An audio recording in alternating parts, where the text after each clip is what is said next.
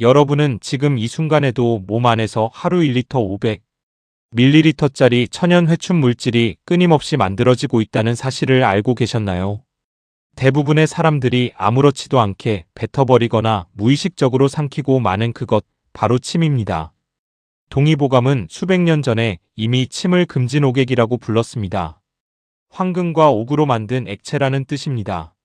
현대 과학이 이 오래된 지혜를 이제야 증명하고 있습니다.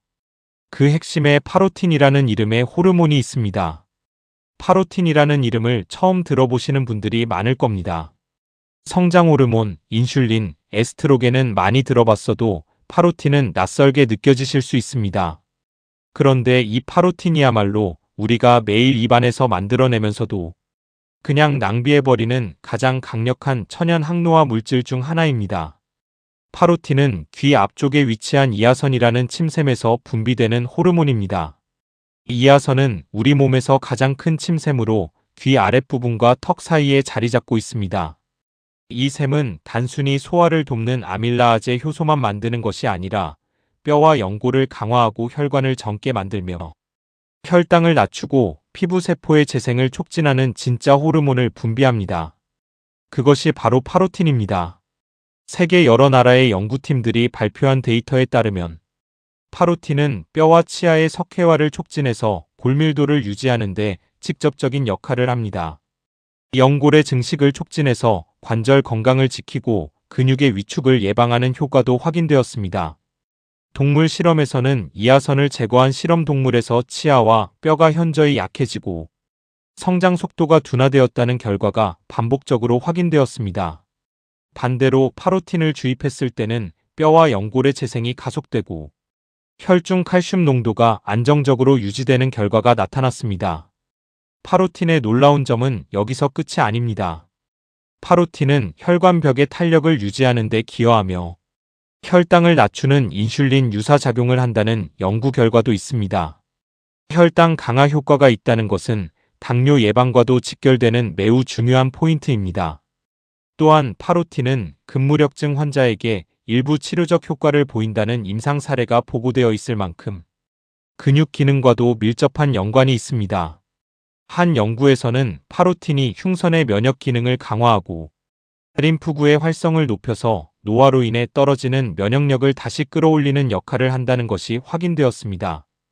그런데 이 귀한 파로틴이 나이가 들수록 점점 줄어든다는 사실이 문제입니다.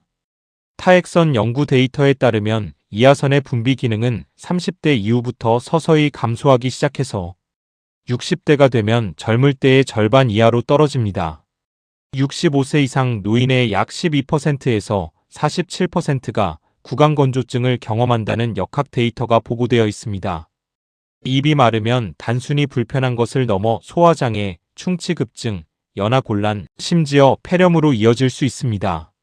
오래된 연구에서 구강건조증을 가진 노인은 그렇지 않은 노인에 비해 흡인성, 폐렴 발생 위험이 약 9배 높다는 결과가 있을 정도입니다. 침이 줄어든다는 것은 곧 파로틴도 줄어든다는 의미이고 이것은 전신 노화를 가속하는 조용한 신호입니다. 여기서 더 충격적인 이야기를 드리겠습니다. 침 안에는 파로틴 말고도 여러 강력한 성분들이 함께 들어 있습니다.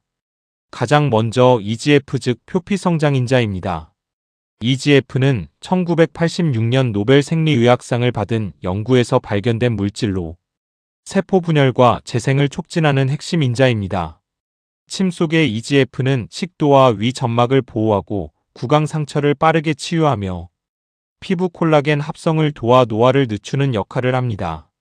몸 안에서 EGF 농도는 20대 이후 꾸준히 감소하는데 침을 제대로 삼키는 행위는 이 EGF를 소화기관 전체에 공급하는 천연 경로가 됩니다. 두 번째는 NGF 즉 신경성장인자입니다. NGF는 뇌와 말초신경의 세포를 보호하고 재생하는 물질입니다.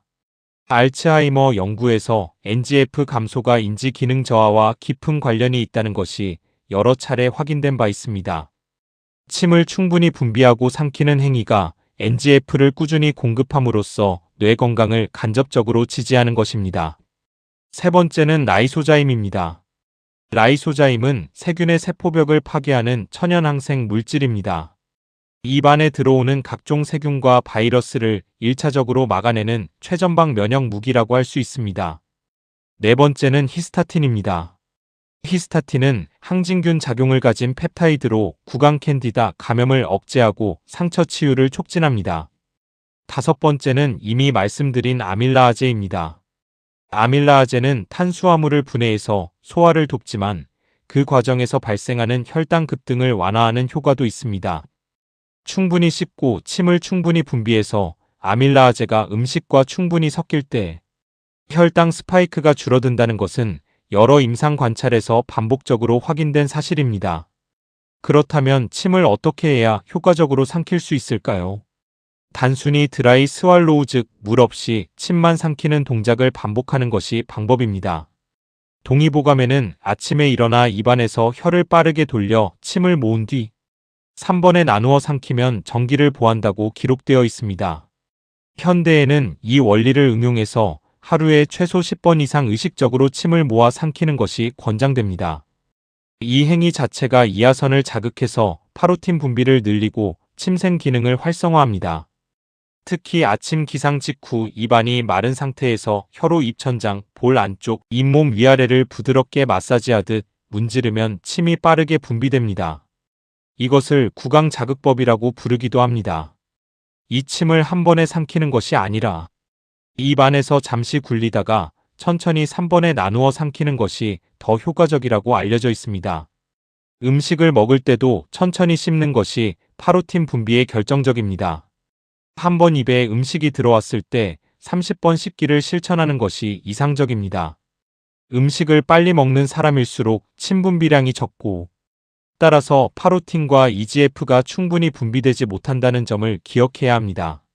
한 연구에서는 씹는 횟수를 2배로 늘렸을 때 타액 분비량이 유의미하게 증가하고 이하선의 활동이 눈에 띄게 활성화되었다는 결과가 보고된 바 있습니다. 이하선 마사지도 파로틴 분비를 늘리는데 매우 효과적입니다. 양쪽 귀 앞 아래쪽 볼살 부위에 손바닥이나 손가락 3개를 대고 가볍게 원을 그리듯 마사지하면 이하선이 자극되어 침 분비가 증가합니다. 하루 4번 1분씩 이 마사지를 하면 구강 건조증이 완화되고 침 분비가 늘어난다는 임상 프로그램 결과가 보고되어 있습니다. 같은 방법으로 턱 아래쪽 악하선 부위를 자극하면 더욱 효과적입니다. 이 두 침샘을 합하면 우리 몸이 분비하는 침의 약 80% 이상을 담당하기 때문입니다. 이제 7일 실천 플랜을 알려드리겠습니다. 과학적 근거를 바탕으로 누구나 집에서 실천할 수 있는 구체적인 방법입니다. 1일과 2일은 인식의 날입니다. 아침에 일어나자마자 5분 안에 혀로 입 안 전체를 30번 부드럽게 돌립니다. 이때 발생하는 침을 한꺼번에 삼키지 말고 조금씩 3번에 나누어 삼킵니다. 이것이 동의보감식 금진오객법의 현대적 실천입니다. 동시에 자신이 하루에 음식을 얼마나 빨리 먹는지 스스로 관찰해 봅니다. 3일과 4일은 씹기 훈련의 날입니다. 모든 식사에서 한 입 음식을 30번씩 씹는 것을 목표로 합니다.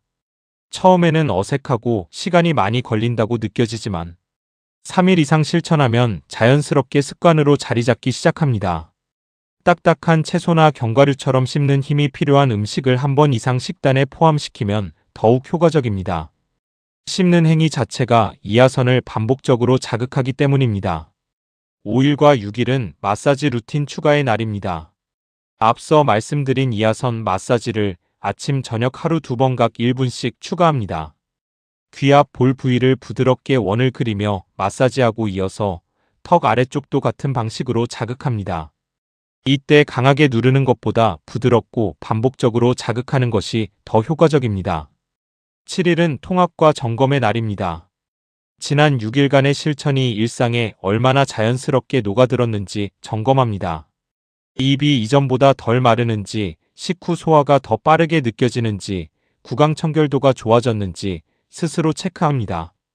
이 루틴을 평생 습관으로 이어나갈 수 있도록 스마트폰 알람이나 식사 시간을 활용해 상기시키는 장치를 만들어 봅니다. 파로틴 분비를 더욱 촉진하는 식품도 있습니다. 첫 번째는 신맛 음식입니다. 레몬이나 식초처럼 산도가 높은 음식은 침샘을 강하게 자극합니다. 다만 지나치게 자주 섭취하면 치아 에나멜이 손상될 수 있으니 음식과 함께 먹거나 식사 후에 물로 헹구는 것이 좋습니다. 두 번째는 섬유질이 풍부한 채소입니다. 생당근, 샐러리, 오이처럼 씹는 저항이 있는 채소는 씹는 횟수를 자연스럽게 늘려 침샘을 오래 자극합니다.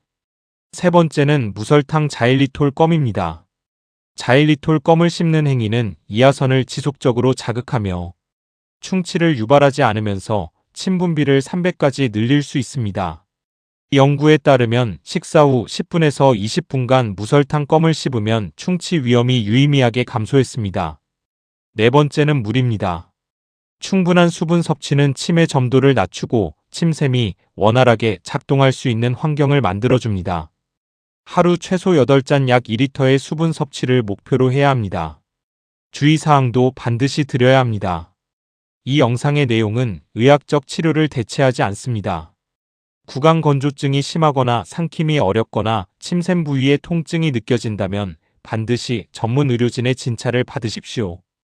특히 항히스타민제, 항우울제, 이뇨제, 혈압약을 복용하고 계신 분들은 해당 약물이 침 분비를 억제하는 부작용이 있을 수 있으므로 담당 의사와 상담하는 것이 중요합니다. 침샘이 자주 붓거나 딱딱한 덩어리가 만져진다면 침샘 결석이나 염증의 가능성이 있으므로 이 경우에는 즉시 이비인후과나 구강하관면외과를 방문해야 합니다. 또한 이 영상에서 소개하는 파로틴 관련 내용 중 일부는 동물 실험 결과나 예비 연구에 기반한 것이므로 확정적 결론보다는 가능성으로 이해해 주시기 바랍니다. 이 영상을 여기까지 보셨다면 지금 당장 한번 혀를 입안에서 부드럽게 돌려 침을 모으고 천천히 삼켜보세요. 그 한 번의 행동이 파로틴의 분비를 자극하고 EGF가 식도를 타고 흘러 들어가는 첫 번째 선물이 됩니다. 하루 10번이면 됩니다. 돈도 들지 않고 시간도 거의 들지 않으며 부작용도 없는 이 습관이 얼마나 강력한지 직접 경험해 보시기 바랍니다. 이 영상이 유익하셨다면 구독 버튼과 좋아요를 눌러주십시오. 여러분의 가족과 친구들에게도 이 소중한 정보를 공유해 주세요. 댓글로 직접 실천해 보신 소감이나 궁금한 점을 남겨주시면 성심껏 답변 드리겠습니다. 다음 영상에서도 여러분의 건강을 지키는 숨겨진 과학적 비밀을 가지고 찾아오겠습니다. 오늘도 건강하게 하루를 마무리하세요.